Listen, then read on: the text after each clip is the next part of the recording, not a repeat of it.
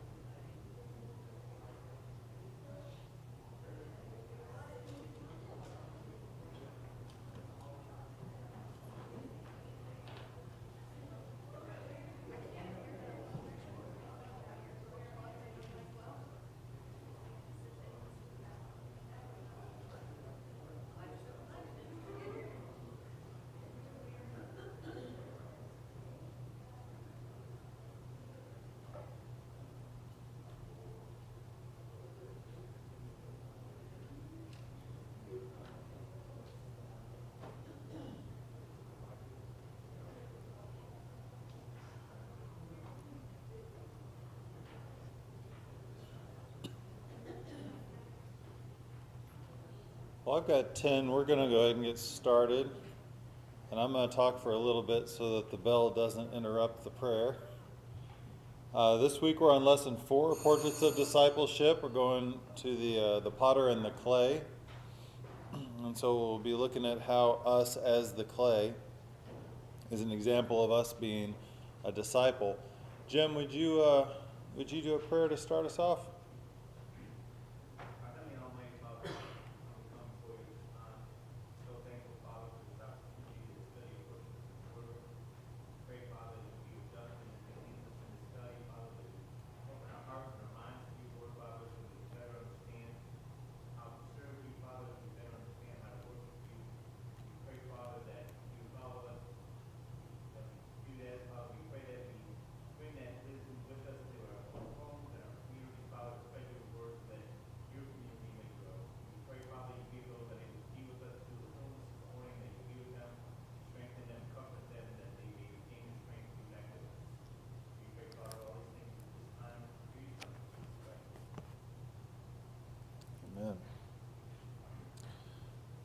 So let us start with a couple of readings. Can somebody turn to Jeremiah 18 and somebody else to Romans 9?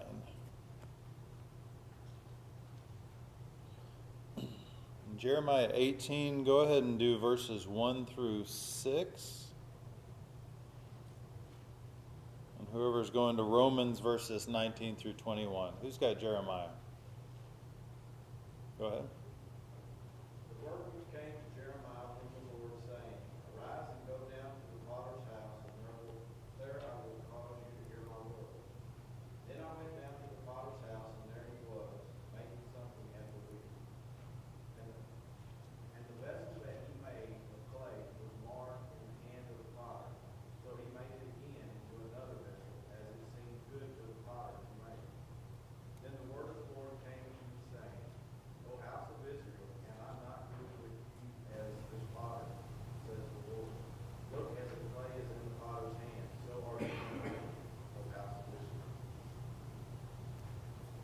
Good. And who's got Romans?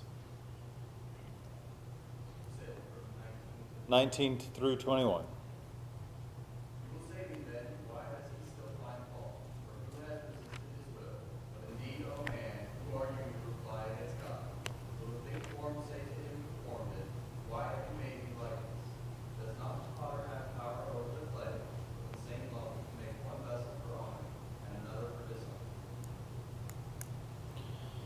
So this is an interesting couple of passages, both talking about the potter and the clay, both the potter being God in these cases. The first vessel, it says, was marred. And so first of all, what does marred mean?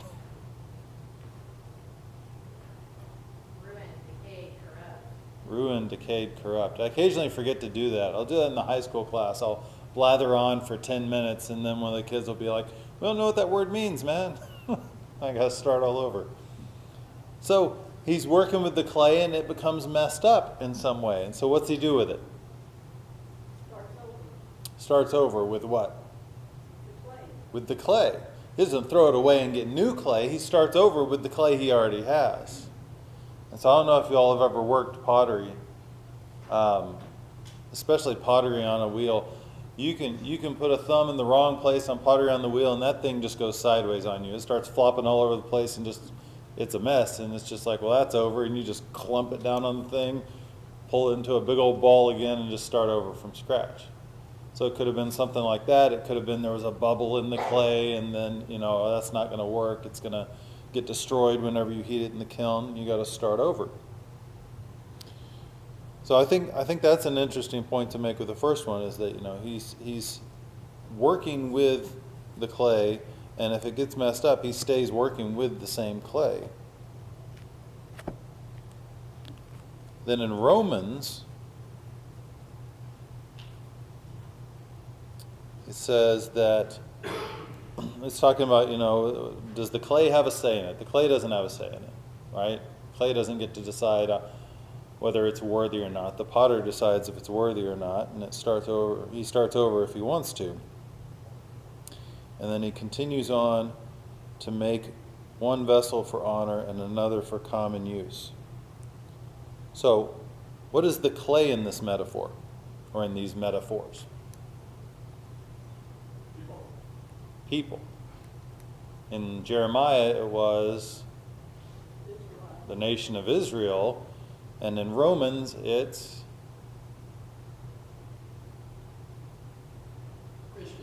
Christians. So why is it Christians? Why is it not just people? God is molding people into what he wants them to be. Why is it Christians and not just everybody? Well, they have to want to be molded. They have to want to be molded. There are a couple of things the author says in here. I think it's actually in the next section. He says, where does he say it?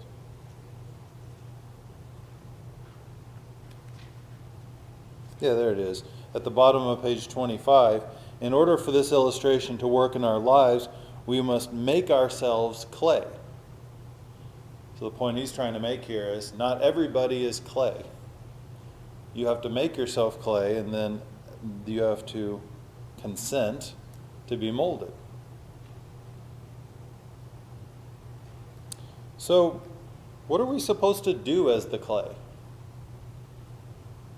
So we make ourselves clay, okay. But then what is our role in this? It's not quite the same as real clay, right? Our role is not just to sit there. What's our role? To conform to the potter's hands. To conform to the potter's hands? That's a good answer.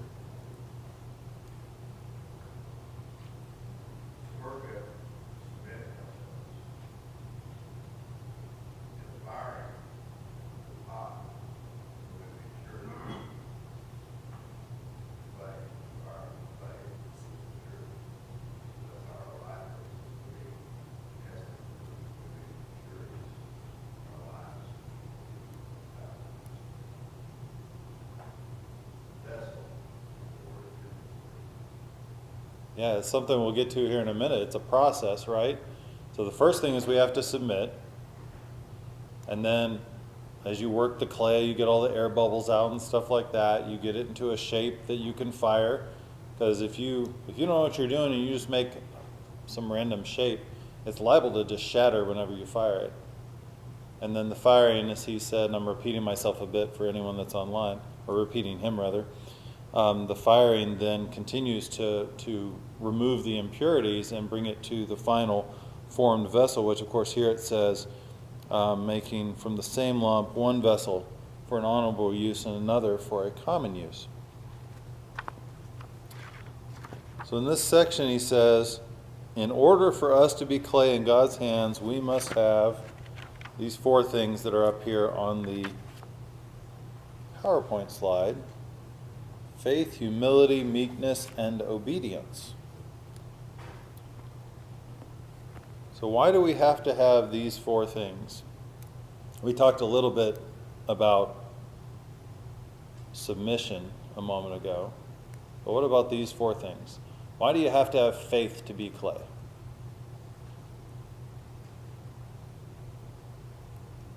Another word for faith is trust.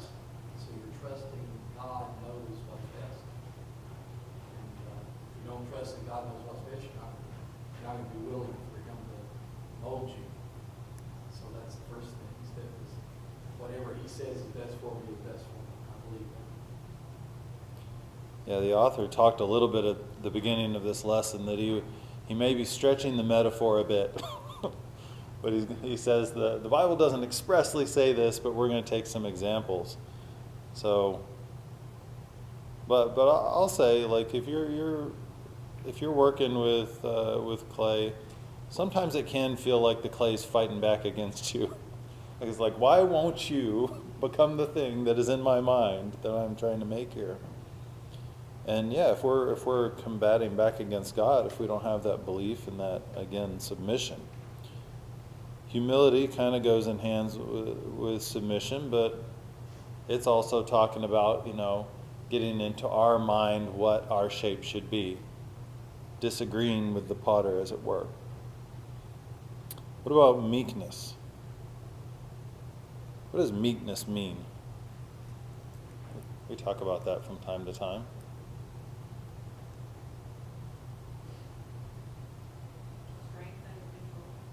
Strength under control.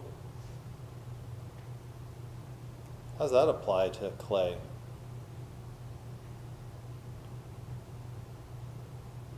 We don't resist or rebel against His shaping, and it's a willingness to take correction and discipline, and allows you to endure the trials and challenges you go through, and trust God's working for our own good.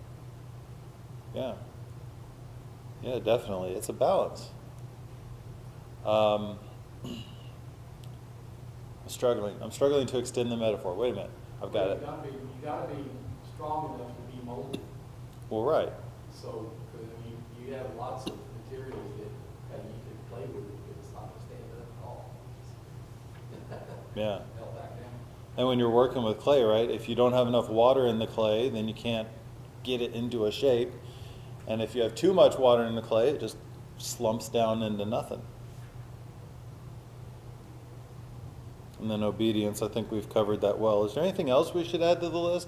We added submission a moment ago. Is there anything else we should add to the list that we have to have as a characteristic to be good clay? I think it's important to note that when we're talking about humility and meekness, that's what leads to the obedience. In other words, they're so tied together. Yeah. Humility and meekness are almost the same exact thing, but he says so. Meekness is the willingness to yield to God's will. Obedience is actually yielding to God's will. So they're very closely tied together. Yeah.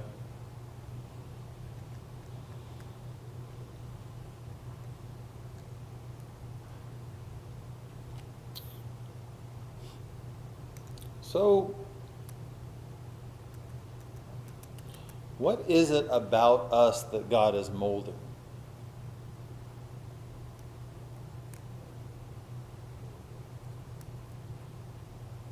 What's He shaping about us?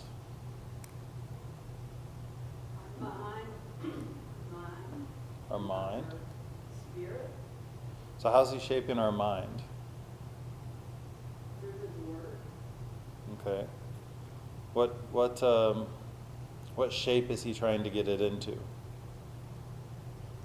Does that make sense? Am I extending the metaphor too far?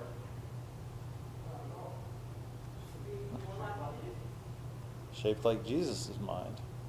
It says that in a lot of places, right? Be of the same mind. Have this same attitude. Have this, He's looking to make us be in the pattern of Jesus. Shaping our mind. The second thing you said was our spirit. So we can think about the attitude and the thinking. What does it mean for our spirit to be shaped?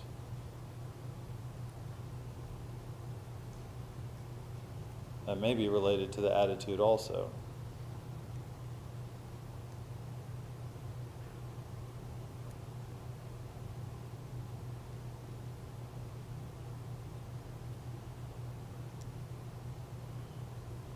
If we think about something that's molded with clay, it's molded to a purpose, right? I go and I mold a bowl or I mold a pitcher. Back then they molded all sorts of things that we don't think about really, because we've got machined tools and fancier ways to deal with metal and things like that. They'd make clay stoppers just to keep things stuck, you know. If you didn't have cork, which was kind of expensive back then, you could make a stopper out of clay or something like that. There were lots of things that they would mold.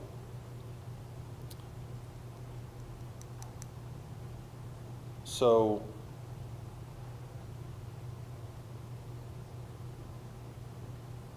think about it like that. Think about it from a functional standpoint.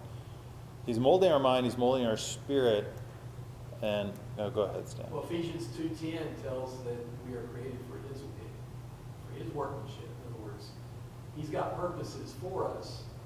And so the idea of this is that when we transform into whatever purpose he has for us. If that helps. Or Yeah. And I worry that sometimes we think about he's transforming our mind and our spirit, and we think about these things as very internal. But if the transformation is not complete, then it won't manifest outwardly. And if it doesn't manifest outwardly, it's pointless.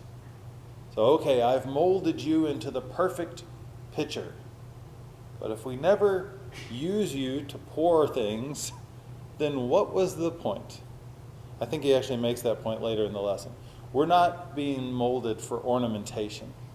We're being molded for work. And so when he molds our mind, when he molds our spirit, that affects our behavior. It's not molding our behavior necessarily, but our behavior is the outgrowth of the molding. If he molds you to be, the whole time I studied this thing, I was like, this metaphor is going too far. But if he molds you to be a pitcher, and you're like, I'm going to be a hammer. Well, you're just going to be a shattered pitcher. When somebody starts trying to hammer something in with this pitcher. He's molding you for a purpose, but then if you don't fulfill that purpose, then you're worthless. So we mentioned before, we're molded by the teachings of God. We've talked a little bit about some of the points that are under here. To be transformed.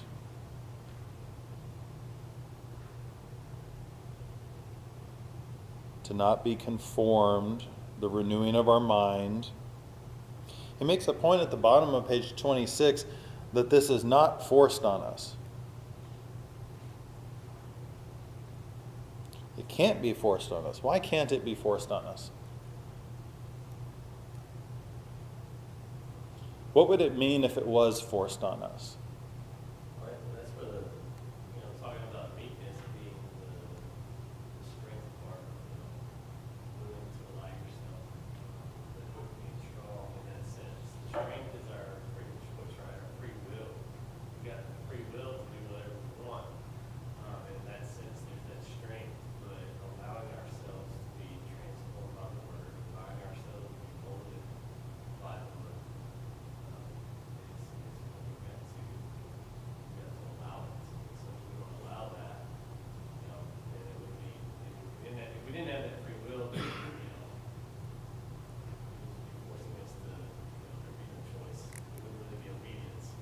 Yeah. If you have no choice, you can't obey. You may be doing exactly what he wants you to do, but you're not obeying. You're being forced. And that submission, that obedience, that humility, these things that we're called to be, that is the free choice that is the way predestination works, right? God has predestined these people to be in heaven. Well, who are these people? They're the people that make the choice. They're the people that submit, the people that have the humility, the people that obey.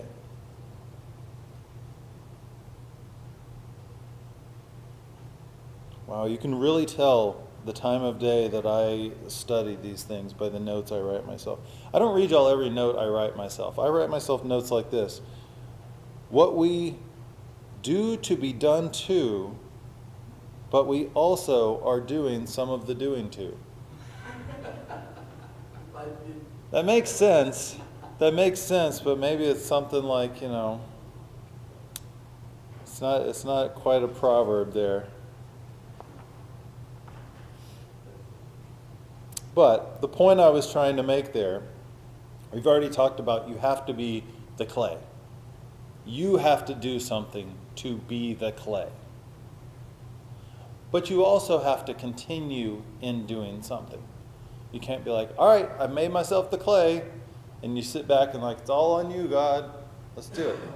It's all on God in a way that we're his workmanship. We are the thing that he's molding and all that types of things. But he's molding us into work, and then we've got to work.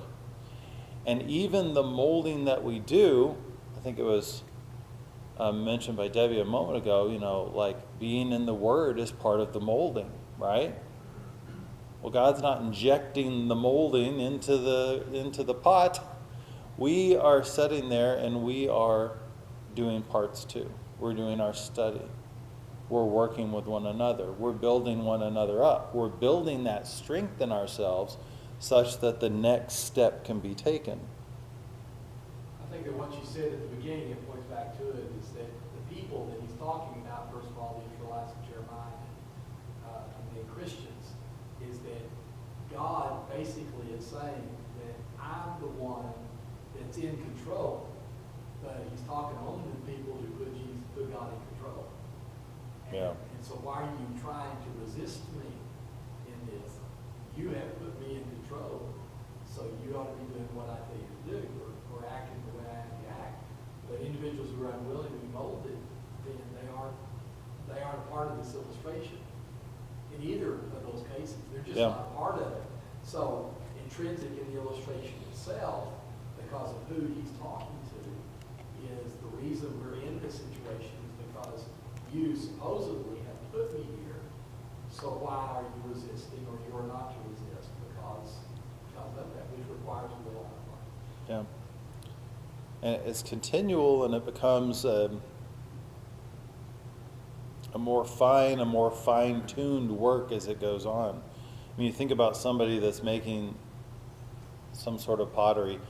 They start out with a lump of clay, and they work it into a basic shape of what they're going for. But as they get towards the end, they're doing the more detailed work. They're building the spout, or they're making it, in a way to do precisely the best thing that this thing can do. You make two pitchers, they're not going to be necessarily the same. They may have a different kind of spout because of what they're being used for. They may have a different kind of handle because of what they're being used for. But as you develop that, you may discover, well, this isn't working out. This clay I'm working with isn't, this is, all right, I can't go the path I was intending to. That's not quite how it works with God. God knows what we should be from the beginning. He's not going to accidentally make the wrong pot. But he is going to continue into that finer and finer detail. And we have to be willing all along the way. That's like where he's talking to him and he says, hey, by now you guys ought to be teachers, but I've got to go back and teach you the rudiments because you're not ready to eat meat. You're not ready for this next thing. You should be. You should be ready for that next stage of molding, but you're not.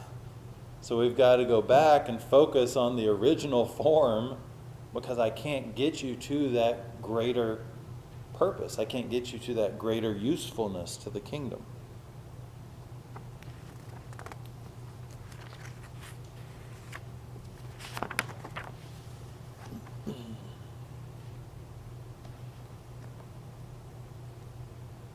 I'm ahead of myself. I think I was actually talking about stuff I meant to talk about here.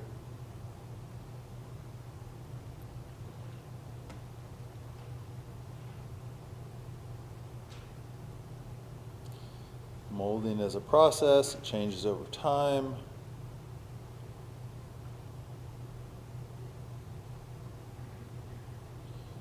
There in the molding is a process section in the third paragraph, it says, the illustration also reminds us of God's patience and personal interest in our lives.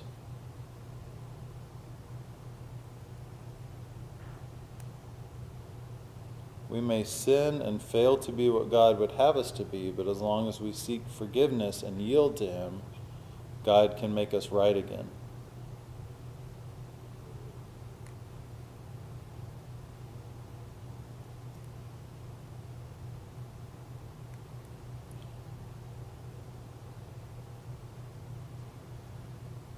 That is a challenge. Maintaining humility, maintaining meekness is a challenge. You see that happen with the apostles throughout their time with Jesus.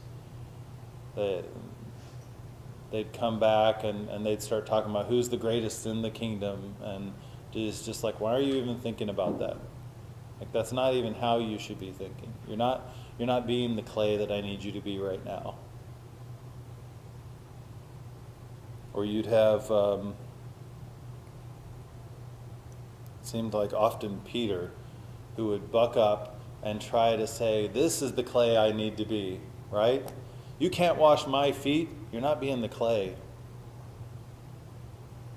I'm the one that says how this shape goes, and the shape is that I wash your feet. That's how it's supposed to be. Well, then wash all of me. You're not being the clay. I'm telling you what I'm trying to do with you right now. If you're already clean, you don't need another bath. You just need your feet cleaned. I'm trying to make a point here, and you're not being the clay. Somebody turn over to 2 Timothy for me, please. Molding has a purpose.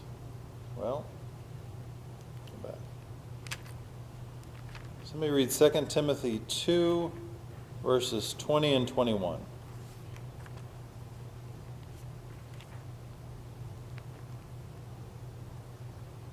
But in a great house there are not only vessels of gold and silver, but also of wood and clay, some for honor and some for dishonor. Therefore, if anyone cleanses himself from the latter, he will be a vessel for honor, sanctified and useful for the master, prepared for every good work.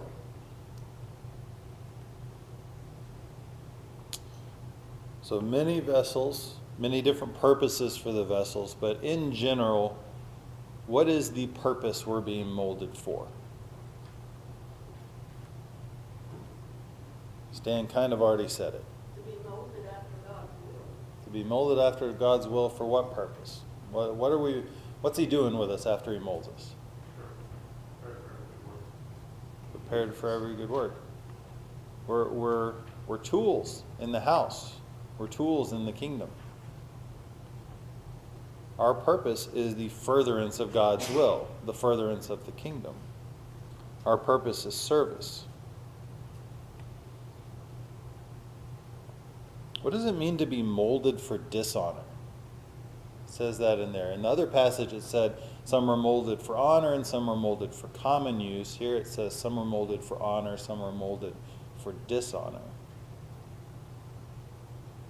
The way that it sounds like it's talking about it is kind of like how you're saying you get a bubble inside of that clay and it becomes useless at that point and start over.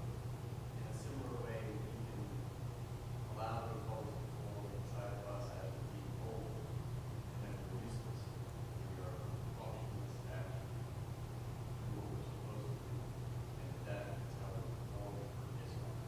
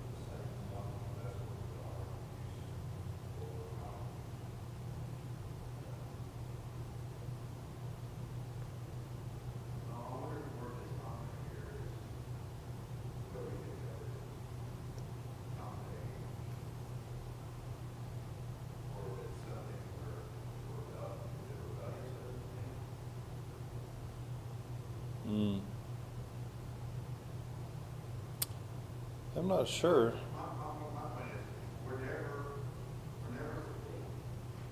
complete with Christ.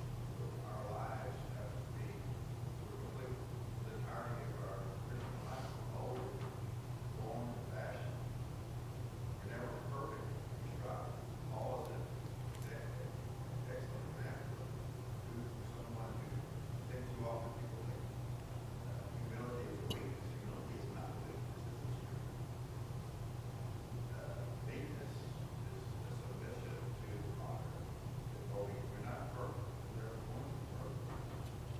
The process of us being formed is lifelong.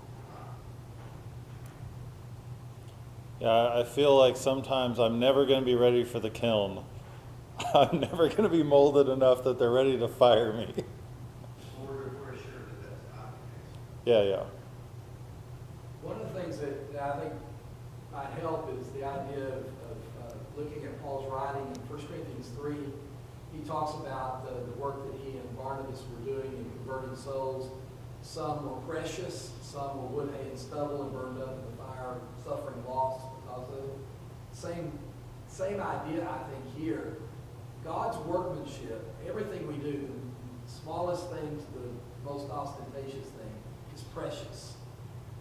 It's not a common thing because God has authorized us to do it. So we should place that value. So the least among us is still a great house, or in the great house, a vessel of gold or a vessel of silver.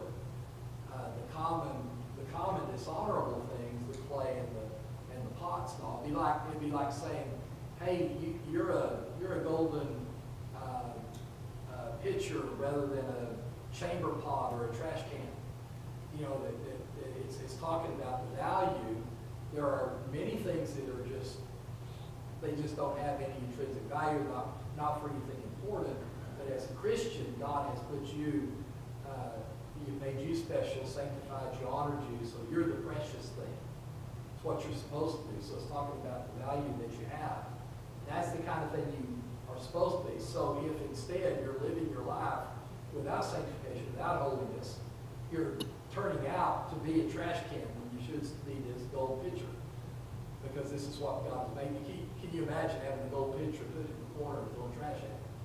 It just doesn't make sense. And I think that's kind of the illustration that's being put out here. Yeah, I very much agree. I've had people look at this passage and they'll say something like, you may be a really nicely made clay pitcher that's for serving, or you may be a toilet in the kingdom of heaven. And it's like, no, that is not what it is saying.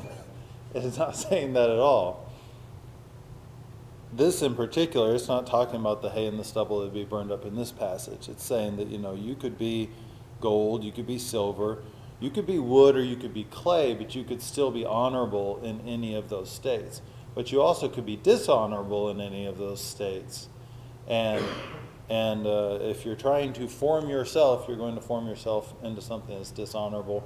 Or as Thackeray was saying, if you are bringing impurities into it that don't allow you to be honorable. You can imagine you get a pitcher and you go to pour and the handle just breaks off and the pitcher, that pitcher has dishonored itself in my house. It has not done what it is supposed to do. It's saying if you are properly humble, submissive, and all those types of things, and you are formed and allowing yourself to be formed by God into what you should be, then it will be honorable and you will serve your purpose. Dennis? Verse 21a of the passage here seems to say to me that the vessels of gold and silver are those of honor, and the wood and clay are of dishonor. And verse 21 says, therefore, if anyone cleanses himself from the latter, being vessels of dishonor, made of wood and clay, he will be a vessel for honor, sanctified for the master, one of gold and silver. So there's a part we have to play. We're kind of mixing things up a little bit here.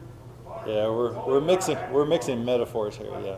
But there's something that we have to do too, to where we will eventually get to the point where God will overlay our vessels with gold and silver, and then we will be the vessels of honor.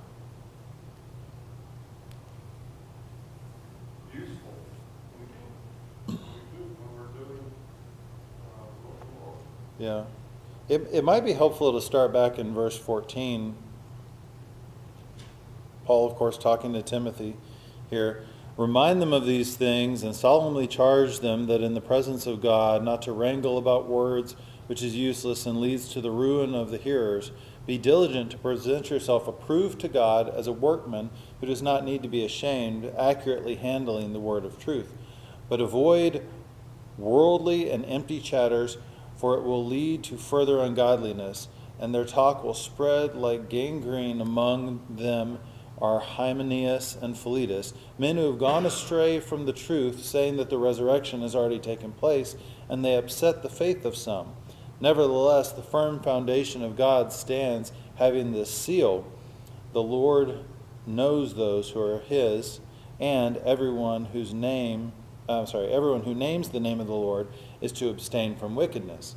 Now in a large house there are not only gold and silver vessels, but also vessels of wood and earthenware, some to honor and some to dishonor. Therefore, if anyone cleanses himself from these things, he will be a vessel for honor, sanctified, useful to the master, and prepared for every good work. Now flee from youthful lust and pursue righteousness, faith, love, and peace with those who call on the Lord from a pure heart. But refuse foolish and ignorant speculation, knowing that they produce quarrels. The Lord's bondservant must not be quarrelsome, but be kind to all, able to teach, patient when wronged, with gentleness, correcting those who are in opposition, if perhaps God may grant them repentance, leading to the knowledge of the truth, and they may come to their senses and escape from the snare of the devil, having been held captive by him to do his will. So, and by all means, you may be right and I may be wrong. But the way I took when he says in verse 21, if anyone cleanses himself from these things, I took that to be the second half of the section of verse 14 through 19, where at the beginning of verse 14 through 19, he's saying, here's the good things you need to do, and at the end he says, here's the things you need to not do, and like Hymenaeus and Philetus, do some of those things. And if you cleanse yourself from those things, then you will be for honor. And then he goes on to talk more about the workmanship. I don't know. I may be wrong. It may be that the gold and the silver vessels are for honor and the wood and the earthenware are not. Or it may be that all of those types of vessels might be for honor or for dishonor. I need to study it more. You always got to study more. There's always something else to find in here.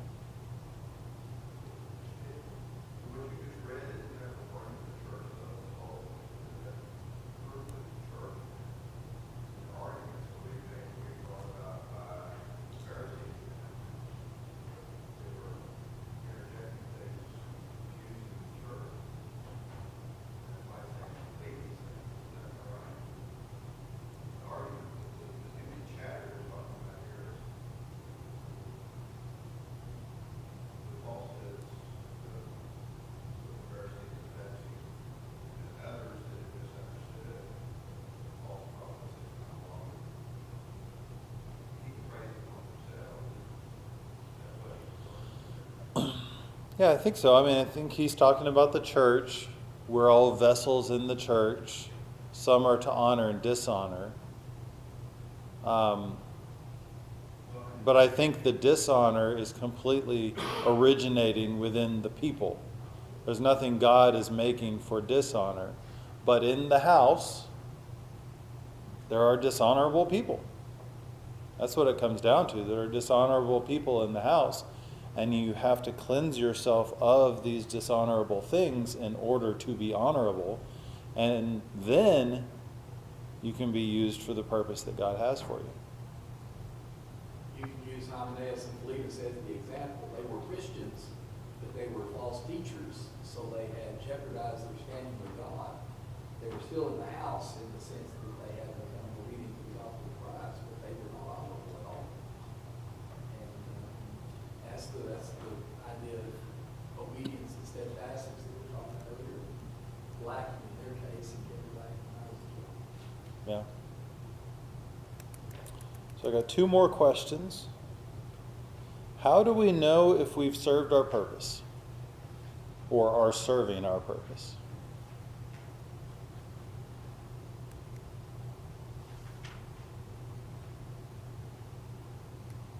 I remember one time we were talking about the Paul planted and Apollos watered. And somebody here said, well, I think I'm a plow. And I was talking to him later, I'm like, I don't think that's part of the metaphor. I don't think tearing up the ground is part of what it's talking about there. But how do you know? You know, if you think your purpose is to be a plow, how do you know if that's even a valid purpose for you to have? Again, it's God's workmanship. It's Ephesians 2:10 says. We're created for His work. What He is determined to do. Yeah. So if we're not, I mean, it's not, I mean, not everyone who says to me, Lord, is going to enter the kingdom of heaven. He who does the work. Yeah, you're back in the Word. It's like, I'm going to do this. The Word doesn't say anything about that.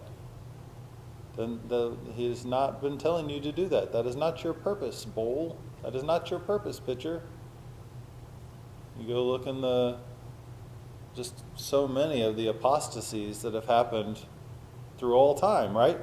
All through the time of the Israelites and since Christ, all the apostasies that happened. And then when somebody goes back to the Word, it's like, that's not what God said. You can even take the example Stan gave about Ahab. It's like, we should go to war. Would you ask God? We ask God. God says you shouldn't go to war. Well, let's go to war. What did you? I don't know why Jehoshaphat went.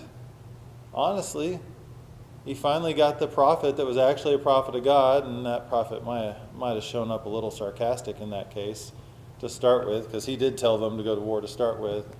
Then Ahab said, how many times have I told you that you got to tell me the truth? He's like, you're going to die, man. And then Jehoshaphat still consented to going after checking the Word of God, not being the clay that he's supposed to be.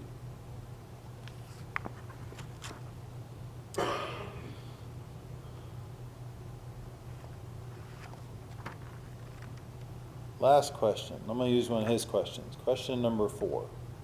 What form should disciples desire to take? It's a little obvious, but it's a good one to end on. What form should we want to be in? There are 2 good answers to this question. Well, he says we're to become his little children. To become as little children? Maybe there's 3 good answers to this question. Or we can be taught. Be like him. Yeah, Paul said, imitate me as I imitate Christ. as I imitate Christ. And that's one thing about children. Children are malleable. That's part of what Christ is talking about there. Children are malleable. Yeah, the form that we should desire to be in is whatever form God wants us to be. And that form is going to be patterned after Christ. All right, next week we will be going over the vine and the branches. Disciples' dependence upon Christ. Thanks, everyone.